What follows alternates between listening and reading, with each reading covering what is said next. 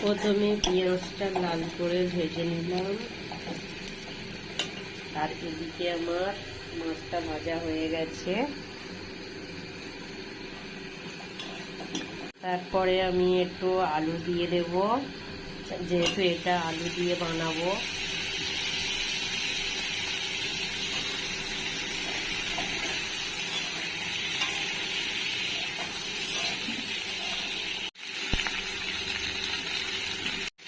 পরিমাণ মতো হলুদ দিয়ে তারপরে একটু নাড়াচাড়া করব।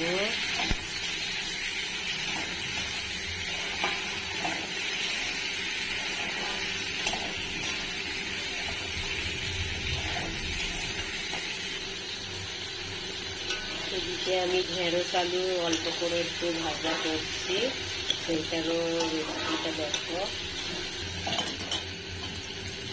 এবারে আমি একটু নেড়ে চেড়ে নিয়ে পরিমাণ মতো পানি দিয়ে দেবো।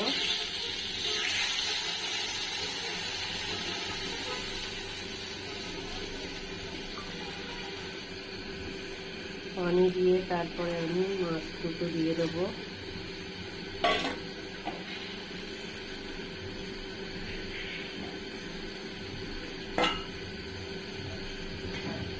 তারপরে ঢাকা দিয়ে দিলাম।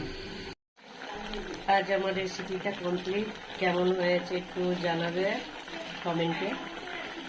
খোদা হাফেজ।